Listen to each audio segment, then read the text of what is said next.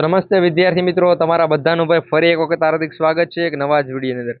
હવે બધા કહેતા હતા કે 8 પાસ ઉપર ભરતી નહીં આવે. જેણે પણ 12 પાસ કરેલું છે ને એ બધા મિત્રો માટે જ ભરતી હશે. પણ ભાઈ 8 પાસનું તો તમે કહો છો, 5 પાસનું કોઈક કહેતા હશે કે 5 પાસ ઉપર કોઈ દિવસ ભરતી નહીં આવે. આના પહેલા તો એમ કહેતા કે 10 પાસ ઉપર ક્યારેય ભરતી નહીં આવે. પણ આ જે ભરતી આવેલી છે એ 3 પાસ ઉપર છે. 50 વર્ષ સુધીના ઉમેદવારો ફોર્મ ભરી શકે છે. તમારા તાલુકાની અંદર, તમારા જિલ્લામાં છે એ ભરતી આવેલી છે. અને બીજું, ભરતી સરકારી પણ છે, સીધી પણ છે ને કાયમી પણ છે. બાકી અત્યારે ગ્રેજ્યુએશન કરેલા ઉમેદવારો ઘણા સમયથી રાહ જોતા હોય એવા ઉમેદવારો 11 માસના કરાર આધારિત ભરતીમાં અપ્લાય કરે છે. અને તમારા માટે આ ભરતી, પહેલી વાત તો કે ભરતી સીધી ભરતી છે, નહીં કોઈ પણ પ્રકારની એક્ઝામ નહીં. અમુક ક્વોલિફિકેશન છે કે જે તમે પાસ કરતા હોવા જોઈએ. તમે જેમ કે 3 પાસ હોય તો પણ અપ્લાય કરી શકો છો. અને 3 પાસની ઉપર તમે ગમે એટલું પાસ કરેલું હોય, 3 પાસ હોય એના પછી તમે 4 પાસ હોય, 5 પાસ ગમે તે હોય, મેરિટ 3 પાસ ઉપર બનશે. 10 પાસ કરેલું તો એના માર્ક્સ એડ નહીં થાય. બાકી તો ભાઈ 3 પાસ વાળાનો તો ક્યારે વારો જ ન હોય, તો 3 પાસ લાયકાત રાખવાની જ જરૂર નહોતી. તે પ્રમાણે થાય. એટલે આ સારી ભરતી છે, કાયમી ભરતી છે. વિડીયોમાં આગળ વધી અને પહેલા હું તમને બીજી એક માહિતી જણાવું છું. આવી મિત્રો ભરતીઓ આવે છે જેની ટેલિગ્રામ ઉપર હું માહિતી આપતો છું. ત્યાં મેં એક મેસેજ નાખેલો હતો અને ઘણા બધાએ કીધું હા ભાઈ અમારે આવી ભરતીની જરૂર છે. એટલે હવે ત્યાં આવી જે પણ ભરતી આવશે એની માહિતી આપણે આપતા રહીશું. તો ખાસ કરી તમે ટેલિગ્રામમાં નથી જોડાયેલ તો એની લિંક છે આ વિડીયોના ડિસ્ક્રિપ્શનમાં છે, તમને આપેલી છે. ટેલિગ્રામમાં જોડાઈ જજો. ત્યાં મિત્રો આવી જ ભરતીઓનો અપડેટ છે હું તમને આપતો રહીશ. સમય ન બગડતા આગળ વધીએ મિત્રો આપણે. તો મિત્રો આ એક જાહેર ખબર છે, અહીંયા તમે જોઈ શકો છો. જાહેર ખબર, ભરતી ગ્રામ રક્ષક દળની ભરતી છે. એટલે મેં આગળ જ તમને કીધું ભાઈ તમને તમારા ગામની અંદર પણ નોકરી મળી જાય, તમારા તાલુકામાં નોકરી મળી જાય તો સારી ભરતી રહેવાની છે. હવે અહીંયા સુરતની અંદર આ ભરતી છે. અહીંયા મિત્રો કોઈ પણ અપ્લાય કરી શકે છે, પરંતુ સુરતવાળા મિત્રો સુધી આ વિડીયો ખાસ પહોંચાડજો ભાઈ. સુરતની અંદર છે આ ભરતી આવેલી છે. અહીંયા અલગ અલગ પોલીસ સ્ટેશન નામ આપેલા છે. તમે ઓલમોસ્ટ સુરતના ભાઈ જેટલા પણ હશે બધાને ખબર જ છે. બારડોલી ટાઉનની અંદર જે પણ પોલીસ સ્ટેશન છે, બારડોલી ગ્રામ્ય વિસ્તારની અંદર જે પણ છે, પછી મહુવા, માંગરોળ, અલગ અલગ જગ્યાઓ. પહેલા તો કેટલી જગ્યાઓ છે અહીંયા તમે જોઈ લેજો ભાઈ. મહિલાઓ અપ્લાય કરે છે, પરંતુ બારડોલી ગ્રામ્યની અંદર છે એની જગ્યાઓ છે, ટાઉનમાં એની જગ્યાઓ છે જ નહીં. તો તમારે ક્યાં અપ્લાય કરવું એ પણ પહેલા ધ્યાનથી સાંભળજો. બાકી પછી અપ્લાય કરી દેશો પછી એમ થશે કે ભાઈ આપણી તો જગ્યાઓ છે જ નહીં, પાછળ પછતાવો. એના પહેલા આખી ખબર છે, ખાસ કરી ધ્યાનથી જોઈ લેવી. ના ફોટો છે ઓલમોસ્ટ મેં ટેલિગ્રામ પર શેર કરી આપેલો છે આ વિડીયો મુકાતા પહેલા. તો ખાસ કરી ટેલિગ્રામમાં જોડાવાનું ભૂલતા નહીં. આ ટાઉનની અંદર છે 9 જગ્યાઓ પુરુષોની છે, મહિલાઓની 0 જગ્યાઓ છે. સમજી ગયા ને ભાઈ બધા બહેનો? બાકી અહીંયા બારડોલીની અંદર ગ્રામ્ય વિસ્તારમાં 13 જગ્યાઓ પુરુષોની, મહિલાઓની 4 જગ્યાઓ છે ભાઈ. એવું નથી કે નથી. પછી મહુવાની અંદર પણ 2 જગ્યાઓ છે. એના ઉપર મિત્રો સૌથી વધુ 31 જગ્યાઓ આવેલી છે.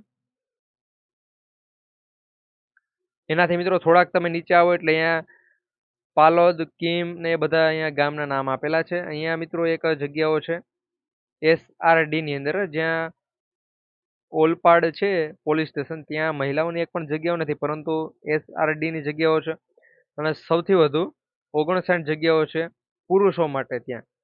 બાકી એનાથી નીચે આવો એટલે મહિલાઓ માટે એક જગ્યા છે. ટોટલ મહિલાઓની કેટલી જગ્યા છે ભાઈ હું તમને પહેલા જણાવી દઉં. ટોટલ મહિલાઓની છે 21 જગ્યાઓ છે, 331 પુરુષોની છે. અને SRD છે એની 34 જગ્યાઓ છે અહીંયા આપેલી છે ટોટલ. ને એ પણ મિત્રો આ એક જ જગ્યાએ છે, એક જ સ્ટેશન છે, ત્યાં 34 જગ્યાઓ છે. બાકી બીજે ક્યાંય પણ છે અને આ વાતનું ધ્યાન રાખજો.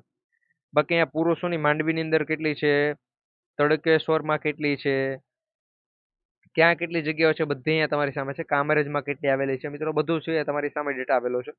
ભાઈ ઘણા કહે છે ભાઈ 3 પાસ ઉપર તો ભરતી ન હોય. લાયકાત તમને જણાવું છું, અને તમને એમ હોય તો અહીંયા નંબર પણ આપેલા છે, લગભગ આપેલા છે. ત્યાં તમે પૂછપરછ પણ છે કરી શકો છો. તો અહીંયા તમે પહેલા જોઈ લો કે ભાઈ 3 પાસ લાયકાત રાખવા મળે છે. ઉંમર મેં હમણાં એક વિડીયોમાં, લગભગ આજે જ એક વિડીયોમાં કીધું ભાઈ 40 વર્ષથી નીચેના તમામ ઉમેદવારો છે એના સુધી વિડીયો પહોંચાડજો, કે જેથી કરી ભાઈ એ બધા અપ્લાય કરી શકો. પરંતુ ભાઈ 40-45 સુધી મેં ત્યાં કીધું, મને ફાઇનલ ખબર નથી ભાઈ કેટલા વર્ષ સુધીની ઉંમર છે, પરંતુ 50 વર્ષ સુધીના ઉમેદવારો અપ્લાય કરી શકે છે. તમારા ઉંમર 50 વર્ષ થઈ ગઈ છે, 51 થઈ ગયા છો તો અપ્લાય નથી કરી શકતા, 49 થઈ છે તો પણ તમે છે 1 વર્ષ માટે અપ્લાય કરી શકો છો.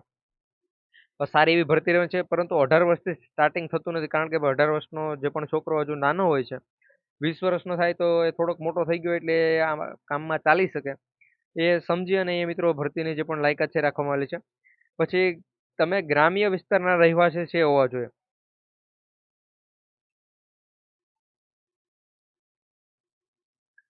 અને અહીંયા તમે જોઈ શકો છો ઉમેદવારો ફોર્મ ડોક્યુમેન્ટ ભરતી બાબતની બધી જાણકારી છે એ એના પોલીસ સ્ટેશને સંપર્ક કરીને મેળવવાની રહેશે. હવે ઘણાને એમ કહેવાય પોલીસ સ્ટેશને અમારે જવાનું ત્યાંથી માહિતી મેળવો. નહીં ભાઈ, અમે બેઠા છે તમારા માટે. આ જેટલા પણ પોલીસ સ્ટેશન છે એની આખી યાદી આવી ગઈ છે.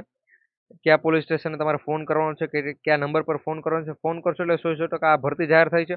તમે ફોન કરશો એટલે એ નંબર પણ અમે તમને જે પણ નંબર પ્રોવાઈડ કરીશું એ નંબર પર ફોન કરશો એટલે તમારો ફોન છે 100% ઉપડમાં હશે. તમને કયા ડોક્યુમેન્ટ જોશે, શું જોશે, ત્યાં મિત્રો એક આખી દરેક પોલીસ સ્ટેશન એક આખી ટીમ બનાવવામાં આવેલી હશે અને એ તમારા બધી માહિતી છે આપવામાં આવશે ત્યાંથી. બાકી અહીંયા ફોર્મ ભરવાની તારીખ પહેલા હું તમને જણાવી દઉં, 26 તારીખથી સ્ટાર્ટ થાય છે મિત્રો. એટલે આ વિડીયો છે 25 તારીખના રોજ બનાવવામાં આવે છે. તમારી પાસે ક્યાં સુધી પહોંચે એ કંઈ ફાઇનલ ખબર નથી. બાકી 25 તારીખના રોજ આ વિડીયો બને છે અત્યારે, અને 5મા અને 9 તારીખ સુધીની અંદર છે એ તમે અપ્લાય કરી શકો છો. હવે જમા કરવાની તારીખ અહીંયા આપેલી છે ને ફોર્મ મેળવવાની તારીખ, એટલે 5 તારીખ સુધી તમે ફોર્મ લઈ પણ અને 5 તારીખે તમે ત્યાં લઈને ત્યાં પણ ભરી શકો છો. એ બધું ત્યાં ને ત્યાં તમે કરી શકો છો. તો તમે 26 તારીખે તમારી ઘરે લઈ આવો, 5 તારીખે દેવા જાવ તો પણ ચાલે. પરંતુ અહીંયા શારીરિક કસોટી છે એ તમારી 9મા મહિનાની 11 તારીખનો છે શારીરિક કસોટી યોજાવાની છે. બાકી એમાં કંઈ આગળ પાછળ થશે તો એ માહિતી પણ તમને આપી દઈશ, કારણ કે મિત્રો આમાં અમુક કારણોસર આગળ પાછળ પણ થઈ શકે છે. અહીંયા તમે નીચે આવી જાવ એટલે સ્થળ આપેલું છે, તમારી શારીરિક કસોટીનું સ્થળ છે. આ વાતનું ધ્યાન રાખજો ભાઈ. બાકી ઘણાને એમ હશે કે અહીંયા તમે કોઈ પણ તાલુકામાંથી આવો છો તો તમારે જે પણ તાલુકાનો નંબર આપીશ ભાઈ, તમારા જે પણ અહીંયા સ્ટેશન તમને જેટલા પણ સ્ટેશન લાગુ પડે, જેમ કે કામરેજવાળા મિત્રો છે તો એના માટે પોલીસ સ્ટેશન નંબર અલગ હશે, પરંતુ એને અહીંયા જે પણ નીચે એડ્રેસ આપેલું છે ત્યાં જવાનું થતું નથી. ત્યાં ફક્ત ને ફક્ત એને શું કરવા જવાનું છે, શારીરિક કસોટી માટે જવાનું છે. અને આ ઓફિશિયલી આ નોટિફિકેશન જ છે મિત્રો. આ કોઈ પણ બનાવટી નોટિફિકેશન નથી, ઓફિશિયલ છે. ફોર્મ પણ ભરાય છે. ફોર્મ તમારા જે પણ અહીંયા છે નંબર હું આપી દઈશ, ત્યાંથી તમે કોલ કરીને બધી માહિતી મેળવી લેજો. Police station headquarter Sasan road સુરતની અંદર છે મિત્રો. ત્યાં તમારે શું કરવાનું, શારીરિક કસોટી માટે જવાનું છે. આ નંબર તમને ક્યાં મળશે તો ભાઈ, નંબર આખી પીડીએફ છે મિત્રો, હું તમને ટેલિગ્રામ ઉપર શેર કરી આપીશ. મિત્રો ટેલિગ્રામ ઉપર શેર કરી આપીશ, ત્યાં જોડાજો, ત્યાં શેર કરી. અથવા મિત્રો ભાઈ આ વિડીયોનો ટાર્ગેટ છે ઓલમોસ્ટ મિત્રો 1000 કોમેન્ટ છે આવવી જોઈએ આ વિડીયોમાં, યસ લખીને કે હા ભાઈ અમારા નંબર છે જોઈએ છે. તો મિત્રો અમે તમને અહીંયા જે પણ યુટ્યુબ વિડીયોમાં કોમેન્ટમાં પિન કરી આપીશું એ પીડીએફની લિંક, અથવા ટેલિગ્રામ ઉપર શેર કરી આપીશ. તો ખાસ કરી કોમેન્ટ કરવાનું ભૂલતા નહીં.